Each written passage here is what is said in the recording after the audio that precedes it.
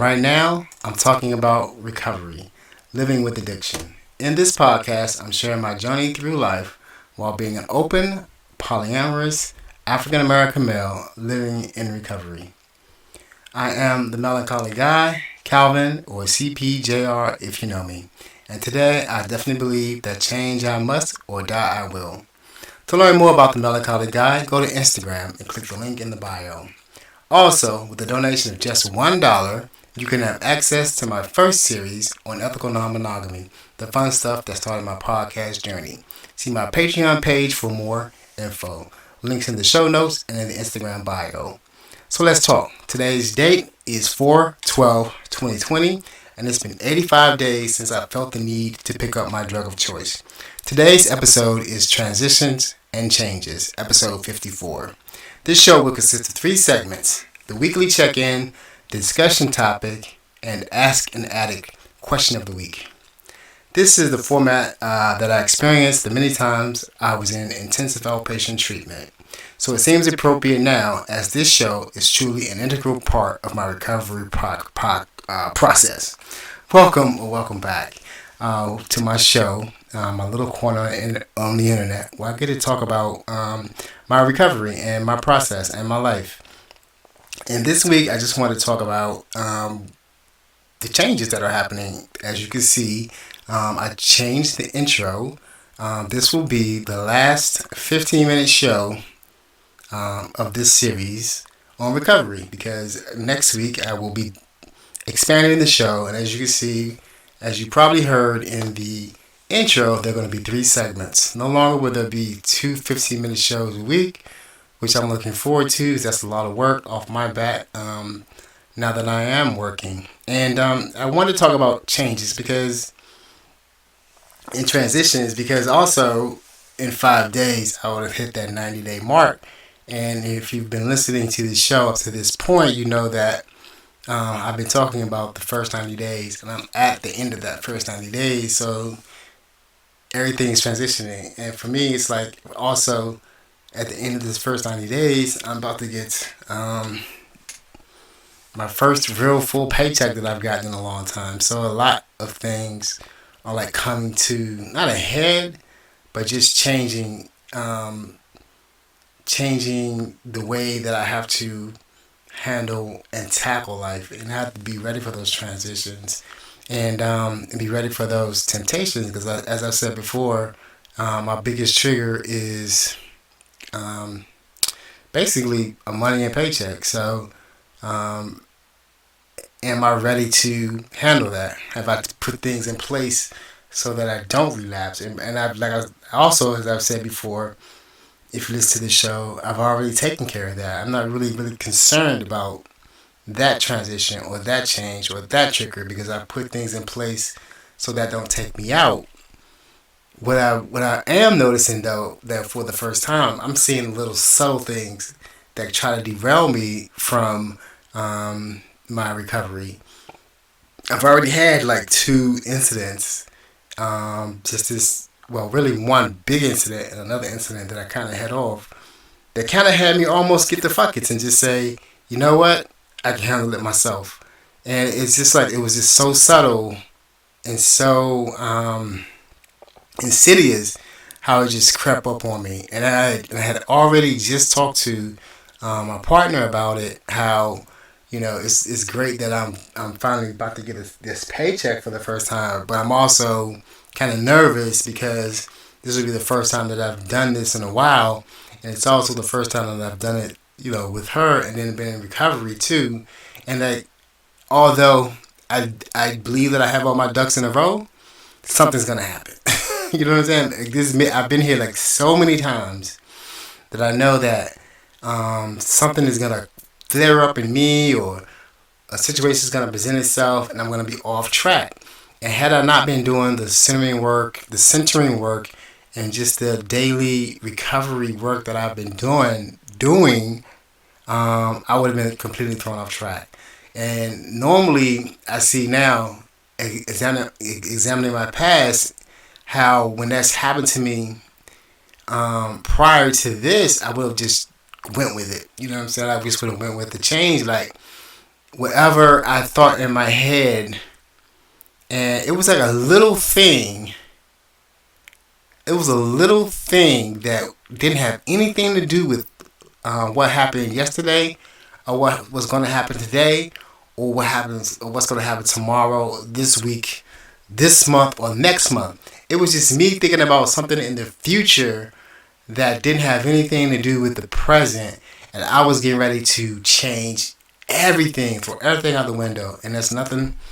And that is basically what happens to people that are. I don't. You could say that it something happens to people with addictions, but it's happening to a lot of people. Basically, you if you're not living in the now, sort of like keeping your mind centered and keeping your mind present, you sort of like just get to thinking about something down the line and just gets you upset, and you dwell on it, and next thing you know, your peace is gone, and then all the peace around you is gone, and you start making these having these scenarios blow up in your head, and that's exactly what was happening. And I'm sitting here, I'm in the room with another person. This other person is just sitting there quietly on their computer, not knowing what's going on with me, and I'm ready to just explode and go insane and crazy, and I just had to stop. You know what I'm saying? I had to stop and then go admit to her what was going on. You know what I'm saying? Like, oh, this is it. I told you this was gonna happen. I knew it was gonna happen. And then not only that, but it happened today. And I will always in my past, I've always, like, when I let this thing happen, I let this thing take over and it derail me, and I go out and I relapse or use or whatever, I will come back and say, oh, I don't handle transitions very well. I would say that once I get this transition under my belt, I'll be okay, and then I'll be all right. I just don't handle transitions very well. When really it's just another excuse, or was just another excuse for me to just continue my bad behavior, or just keep living in my addiction. Now, here's the thing. Here's the thing.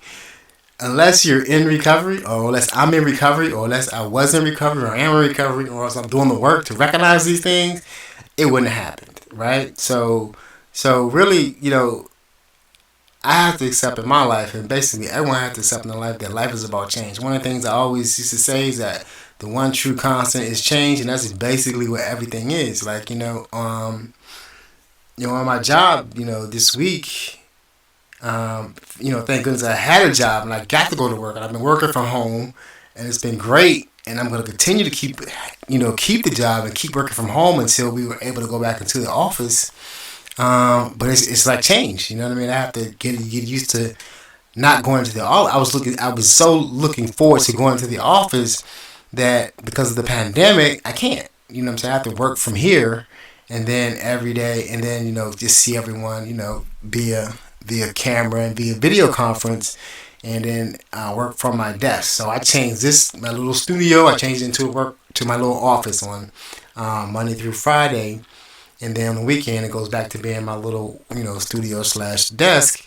But I'm grateful for that. And just being able to roll with those punches and accept, like, I was really nervous about, am I going to be able to go to work? You know what I'm saying? Is it going to really happen? And then I can only think about, if it didn't happen, if I had been in a situation that I didn't have this position, how would I be feeling in the middle of a pandemic, without a job, looking for a job, and can't interview? Because my position is basically looking for more people, but they can't interview right now because of the pandemic.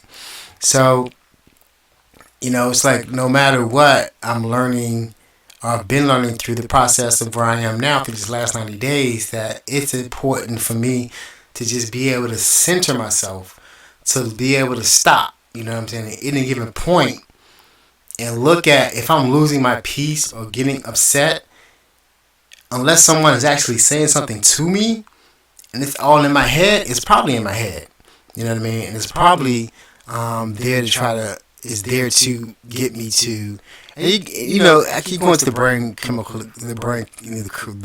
chemical analysis of the amygdala and all this kind of stuff, and the prefrontal cortex being shut down, and what happens, you get in fight or flight. But basically, my addict brain is trying to use. That's what it does. That's what it wants to do, and it wants to go back and feel good. And no matter how happy I am, or how sad I am, or how joyous I am, it wants to get back to that state of euphoria. And it knows a quick way to get back to that state of euphoria is the use of my drug of choice, and that's what it's always trying to do. And I myself as being an addict, I have to keep myself, here now in the present, working on any type of character defect or flaw in me while I'm going through these transitions and changes that can steer me off course. So, as I prepare to, leave this time of these 15-minute shows and then go into the full-blown shows, which I'm really looking forward to, and I really can, go into the segments that I have planned out. I'm going to be talking about, addiction for a while. I think there's enough subjects and enough material for me to talk about, enough things that are going on in my life to share. That will be entertaining and educational, and it keeps me busy, and it keeps me really focused on me, which is like the most important thing. I know that sounds selfish, and I used to have to say, I have to say this is a selfish program, but I really have to, focus on me and where I'm at, because the moment that I don't, or I can't focus on myself, I can lose everything just by having one slip up. So, I hope you are looking forward to hearing me on a longer basis, starting next week. Like I said, the next time I will record a show will be next Sunday, and then I'll post it Sunday night. But this show, like I said, is going up this Sunday, and there will be no Thursday night show. This is it. So that's the big transition. That's the big change for me now. That I'm going to have 30-minute shows. For my Patreon, I'm going to keep my Patreon going. I hope to use that to increase. I want to increase the offerings that I have on Patreon, so I'm going to use that for that. But I do thank my one patron for her patronage, and I really appreciate the help to get me to this point. I am going to keep the other ethical non-monogamy episodes behind that paywall, but if you want them, you can just pay $1 if you want to hear about my adventures or my time in the ethical non-monogamy community, which I am still a part of. I'm just not, as active as I used to be in that community. Who knows? Hopefully, I will be again one day. In what capacity, I do not know. So I still want to take a moment for the still suffering addict out there, and I just want to say that if you are still suffering addict through this pandemic, I fear for your life. Please get help. Reach out to me if you want. If you want to ask an addict a question, because that will be a part of the show next week, the Ask the Addict section, please send the email to cpiercejr@gmail.com, or just find me on Instagram, The Melancholy Guy, and just send me a direct message there, and I'll answer the question either there or answer it on the show. Know that if you are an addict, you can quit. You can get. Not only can you quit, but you actually can recover. You can live a pretty decent life, or a great life, if you set your intentions on doing that. Trust and believe that this hasn't been easy for me, and it's not easy every day. But there's been a lot of great things that have happened. With that, I am going to just end the show, and I'll see you next week. So. Always remember to love and respect yourself first, and everything else will take care of itself. Peace and namaste.